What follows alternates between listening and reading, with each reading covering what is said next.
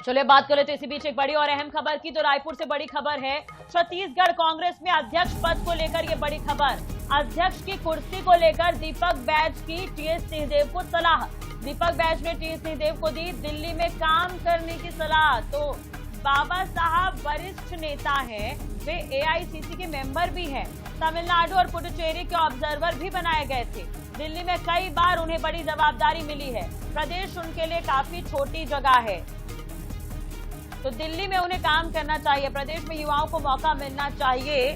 ये बयान जो है वो दीपक बैज की तरफ से सामने आया है। उन्होंने कहा कि हमारी युवा टीम अच्छा काम कर रही है।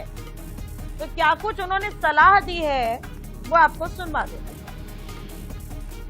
देखिए, टीएस बाबा बड़े नेता हैं, उप मुख्यमंत्री रहे हैं, आज सीईसी की मेंबर भी हैं और तमिलनाडु के अभी ऑब्जर्वर भी रहे, और उसके बाद आप अपना पांडिचेरी के ऑब्जर्वर भी रहे। तो हमेशा देश में जहां भी जिम्मेदारी मिलती है वो जाके काम करते हैं। बाबा साहब को तो दिल्ली में काम करना चाहिए, यहाँ युवा काम कर रहे हैं और युवाओं को मौका मिलना चाहिए। और देखिए, प्रदेश कांग्रेस कमेटी अभी सभी नेताओं के साथ मिलकर बेहतर काम कर रही है। देखेंगे अब लगातार संगठन के मजबूती के लिए काम कर रहे हैं। बूथ कमेटियां हमारी लगभग बन रही है, 95% पूरा हो चुका है। सेक्टर मंडल कमेटियां बन गई, ब्लॉक कमेटियां बन गई, जिला कमेटियां बन गई।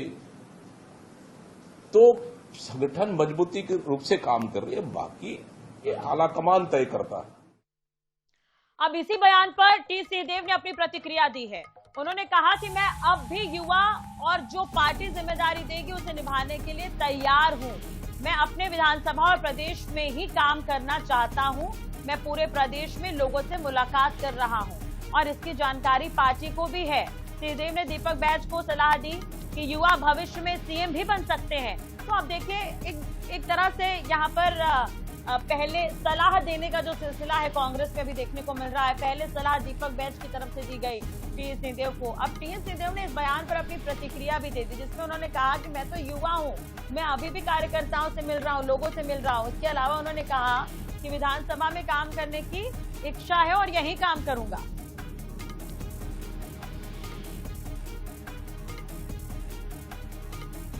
गौरव शर्मा हमारे साथ जुड़ गए इसी खबर पर, ज्यादा जानकारी के लिए उनसे बातचीत कर लेते हैं।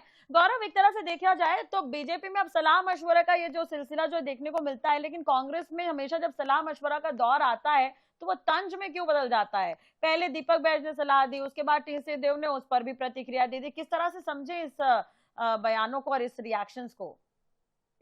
देखिए, छत्तीसगढ़ की सियासत में पिछले कुछ दिनों से प्रदेश कांग्रेस अध्यक्ष की कुर्सी पर खींचतान और घमासान के हालात है। टीएस सिंहदेव लगातार प्रदेश का दौरा कर रहे हैं, विभिन्न जिलों में जाकर कांग्रेस के कार्यकर्ताओं से मुलाकात कर रहे हैं, अपने पक्ष में वातावरण बनाने की कोशिश कर रहे हैं। इस बीच 43 साल के दीपक बैज 75 साल के टीएस सिंहदेव को ये कहते हुए नजर आ रहे हैं कि अब युवा को अवसर दिया जाना चाहिए। इस बीच 75 साल के जो टीएस सिंहदेव है वो पलटवार कर रहे हैं। एक तरह से वो ये बता रहे हैं कि मैं भी खुद युवा हूं। तो कुल मिलाकर समझा जा सकता है कि खींचतान कितना है। बिल्कुल गौरव, बने रहेगा हमारे साथ। टी सिंहदेव भी हमारे साथ जुड़ गए हैं, पूर्व मंत्री और वरिष्ठ नेता। सिंहदेव जी, बहुत बहुत स्वागत है आपका INS 24/7 पर। अब दीपक बैज ने आपको सलाह दी कि आपको दिल्ली में काम करना चाहिए। उस बयान पर आपने रिएक्शन भी दिया, आपने कहा कि मैं तो अभी युवा हूं और मैं अपने ही विधानसभा में काम करना चाहता हूं। तो क्या कहेंगे और आप दीपक बैज के लिए? जी, दीपक जी से बात हुई, दीपक भाई से मैंने फोन भी लगाया था, उनका फिर फोन आया अभी। और हम लोग हंसी मजाक पूरा किए कि मीडिया है, सवाल पूछते रहते हैं, क्या करें। हम लोग भी कभी कोई बात बोलते हैं वो चल जाता है। और आपस में हम लोग के मेरे बड़े प्रिय संबंध उनसे रहे और हमेशा रहेंगे जी। जहां तक वो सलाह की बात है, उन्होंने अपने तरफ से सलाह दी है। हमारे प्रदेश अध्यक्ष हैं, उनकी सलाह को मैं गंभीरता से भी लेता हूं। और जहां तक काम करने की बात है, ये स्वाभाविक है कि जहां मैं अपने स्वयं के विधानसभा में इस बार सफलता हासिल नहीं कर पाया पार्टी के लिए, तो मेरा पहला दायित्व तो यहाँ का है मैं दूर दूर की बात या बड़ी बड़ी जिम्मेदारियां दिखने वाली बड़ी जिम्मेदारियों की तरफ ध्यान अपना करूं, और मूल जो जवाबदारी है पार्टी की तरफ से कि अपने विधानसभा में सफलता पार्टी को दिला सकूं, वही नहीं दिला सक रहा तो फिर पार्टी से जुड़े रह के मैं क्या दे रहा हूँ पार्टी जी। को। सिद्धेव वो जी, देखिए मेरी आप काफी प्राथमिकता हमेशा सीनियर हैं रहेगी। और ठीक है, मीडिया के सवालों का आप बेहद सोच समझ कर भी जवाब देते हैं, लेकिन एक छोटी सी बात है जिस पर मैं पूछना चाहूंगी। आखिर में दीपक बैज ने कहा है कि युवाओं को मौका मिलना चाहिए, वो क्यों कह रहे हैं ऐसा? क्या कांग्रेस मौका नहीं दे रही युवाओं को? अभी भी कांग्रेस प्रदेश अध्यक्ष को लेकर खींचतान की स्थिति है? प्रदेश अध्यक्ष को लेकर खींचतान की स्थिति नहीं है। हम्म। जो परिवर्तन हो रहे हैं अन्य राज्यों में, उसके कारण ये बात उठती है कि यहाँ भी परिवर्तन होगा क्या। उसके अलावा यहाँ कोई खींचतान वाली स्थिति बिल्कुल नहीं है। और एक युवा ही हमको प्रदेश अध्यक्ष के रूप में पार्टी हाईकमान ने दिया है और वो काम कर रहे हैं।